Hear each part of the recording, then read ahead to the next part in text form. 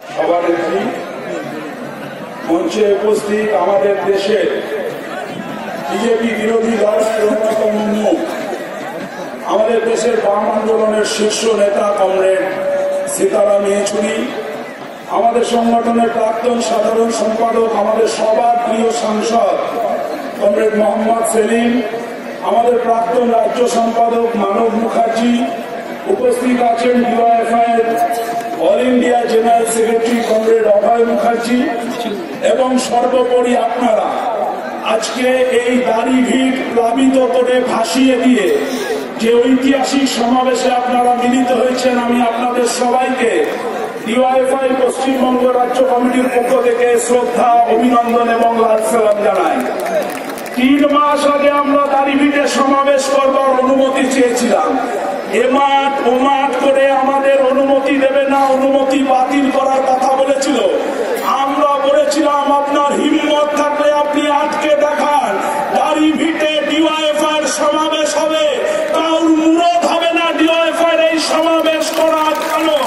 আজকে আমরা প্রমাণ করে দিয়েছি। নবান্ন থেকে নির্দেশ পাঠানো হয়েছে, দাড়িভিটে ডিওয়াইএফআই কে সমাবেশ করতে দেওয়া হবে না। দিদিমণি বলেছিলেন আমি ধর্মঘট করতে দেব না, আমরা ধর্মঘট করে প্রমাণ করেছি দিদিমণির চোখ রাঙানি আর পশ্চিমবাংলায় চলবে না, দিদিমণি আর পশ্চিমবাংলা চালাবে না, পশ্চিমবাংলা চলবে মজদুর, কিষান, নওজওয়ান। আর পুলিশ কেন বাতিল করে দিলেন বা অনুমতি দিচ্ছিলেন না? 3 মাস আগে অনুমতি চেয়েছি, 3 দিন আগে বলছেন পারমিশন দেব না। আসলে আমরা জানি পুলিশের যারা আসল কর্তা, যারা থানা চালান, যারা পুলিশ চালান, তারা যেসব কলকাতায় তামাশা দেখতে গেছে আর এখানে উর্দি পরে তারা সব পাও, তাদের কথার কোনো দাম নেই। আমরা আপনাদের বলছি পুলিশের ওই উর্দি তৃণমূলের সারদার টাকায় কেনা হয়নি, জনগণের টাকায় কেনা হয়েছে। পুলিশকে সেই উর্দির মর্যাদা দিতে হবে। আমরা হিম্মত দেখিয়েছি। আমরা বলেছিলাম ডিওয়াইএফআই আজকে এখানে এই সমাবেশ করবে। আজকে ডিওয়াইএফআই এর দাড়িভিটে সমাবেশ হচ্ছে আর কলকাতায় একটা তামাশা চলছে, একটা হাট বসেছে। দেখা যাবে সেখানে 2-4 জন বিধায়ক হয়তো কেনা বেচা হচ্ছে। মুরগির ডিম খাইয়ে বেকার যুবককে ঘোড়ার ডিম দেখানোর নাম ওই তৃণমূলের ব্রিগেড। আর দাড়িভিটে এটা হলো সমাবেশ, যে সমাবেশে আমরা দাবি করছি সব বেকার যুবককে কাজ দিতে হবে, সব স্কুলে সব বিষয়ে মাস্টারমশাইয়ের ব্যবস্থা করতে হবে। 2 জন ছাত্রকে যে পুলিশ গুলি করে খুন করেছে সেই পুলিশ অফিসারদের শাস্তির ব্যবস্থা করতে হবে। 6 মাস হয়ে গেল, 6 দিন সিরিয়াল বন্ধ থাকলে দিদিমণির টনক লড়ে যায়, আর 6 মাস 2 জন ছাত্রকে পুলিশ গুলি করে খুন করে দেওয়া হলো, তার কোনো বিচার এখনো পর্যন্ত হলো না। আজকে এই দাড়িভিটের সমাবেশ থেকে আমরা ঘোষণা করছি আইনের আদালতে যদি ওই পুলিশ অফিসারদের শাস্তি হয়তো ভালো, নাহলে জনগণের আদালতে ওই অফিসারদের শাস্তি দেওয়ার ব্যবস্থা হবে। জনগণ প্রথম শাস্তি দেবে। এই দাড়িভিট, এই ইসলামপুর, এই রায়গঞ্জ, এই উত্তর দিনাজপুরে 2019-এ তৃণমূল আর বিজেপিকে হারিয়ে মিউজিয়ামে টিকিট কেটে দেখবার ব্যবস্থা করে জনগণ প্রথম সেই শাস্তি দেবে। গোটা রাজ্য জুড়ে আমরা দেখছি বেকার যুবকের কাজের দাবিতে আমাদের এই লড়াই যখন চলছে, প্রতিদিন সেই লড়াইকে দুর্বল করে দেওয়া হচ্ছে, প্রতিদিন আমাদের লড়াইকে ভেঙে দেওয়া হচ্ছে। আমরা বলছি গোটা পশ্চিমবাংলার বেকার যুবকের ভবিষ্যৎ আজকে ধ্বংস হয়ে যাচ্ছে। সরকারি কোনো চাকরি নেই, স্কুলগুলিতে নিয়ম বন্ধ, কারখানা, নতুন কারখানা চালু হচ্ছে না, চালু কারখানা একটার পর একটা বন্ধ হয়ে যাচ্ছে। গোটা স্কুলগুলো শিক্ষকের অভাবে উঠে যাওয়ার জোগাড় হচ্ছে। 2 জন ছাত্রকে খুন করে দেওয়া হলো শিক্ষক চাওয়ার অপরাধে। 1.5 বছর হয়ে গেল, এসএসসির কোনো রেজাল্ট বেরোচ্ছে না। 9, 10, 11, 12 সমস্ত স্কুলগুলিতে শিক্ষক নিয়োগ যেভাবে সারদা নারদা শীত ঘুমে চলে গেছে, তেমনি শিক্ষক নিয়োগ শীত ঘুমে পাঠিয়ে দিয়েছে এই সরকার।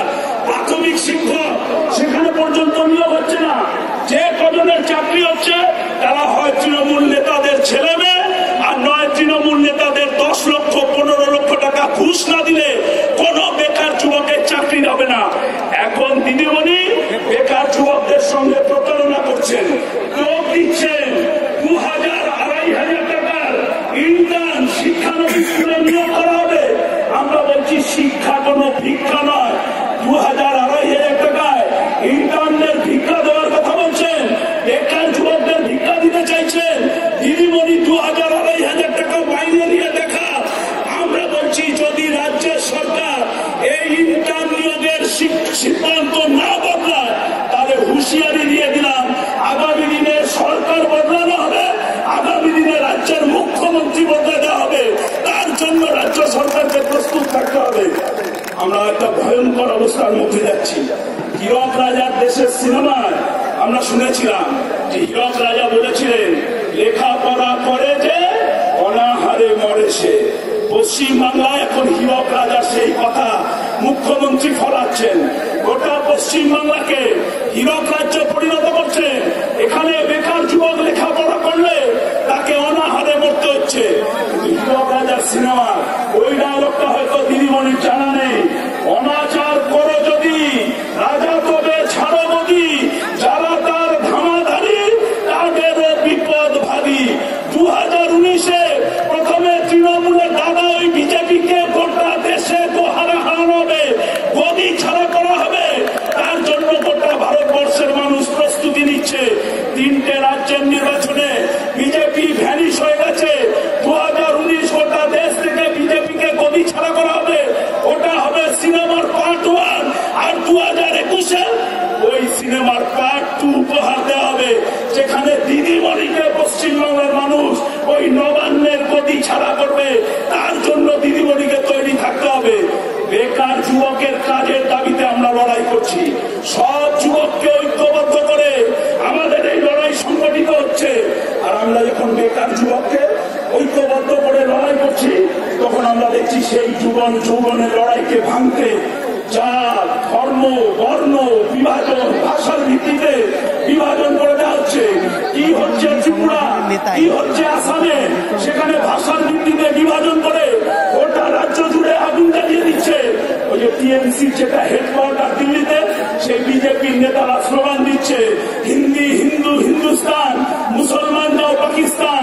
আমরা বলছি ভারতবর্ষে স্লোগান চলবে না। ভারতবর্ষের স্লোগান একটাই, হিন্দু মুসলিম শিখ ইসাই আপস মে হ্যায় চার ভাই, ভাইয়ে ভাইয়ে ভাগ আমরা করতে দেব না। তৃণমূলকে সঙ্গে নিয়ে বেকার যুবককে লড়াইকে দুর্বল করার জন্য পশ্চিমবাংলায় দাঙ্গা বাঁধাতে চাইছেন। পশ্চিমবাংলায় এমন মাটি, যে মাটি কোনোদিন সাম্প্রদায়িকতার কাছে মাথা নত করেনি। পশ্চিমবাংলা 84-তে করেনি, পশ্চিমবাংলা 92-তে করেনি। এ বাংলা মানে ওখানে নোয়াখালীতে দাঙ্গা হচ্ছে, আর এবার বাংলার কৃষক তাদের কাঁধ মিলিয়ে, তাতে হিন্দু আছে মুসলমান আছে, তারা যোদ্ধার আর জমিদারদের বিরুদ্ধে রক্ত দিয়ে ভাবার ইতিহাস লিখছে। পশ্চিমবাংলা মানে মনে একই বৃন্দে দুটি মুসলিম, হিন্দু মুসলমান, মুসলিম তার নয়নমণি, হিন্দু তার প্রাণ। যখন আমরা এই স্লোগান দিচ্ছি তখন গোটা দেশের মানুষকে বিভাজন করছে, পশ্চিমবাংলার মানুষকে বিভাজন করছে। বেকার যুবকের দুটো হাতে কাজ দিতে পারছে না, গরিব মানুষের পেটে ভাত দিতে পারছে না। খালি হিন্দু মুসলিম, বাংলা উর্দু, জাত পাত, মন্দির মসজিদ, শ্মশান না কবরস্থান, দেওয়ানি না রমজান, এই স্লোগানে গোটা বাংলাকে বিভাজন করছে। লড়াইটা তার এই বিভাজনের বিরুদ্ধে, লড়াইটা সব বেকার যুবকের দুটো হাতে কাজ আর গরিব মানুষের পেটে ভাতের জন্য। সেই লড়াই, এ লড়াই জীবন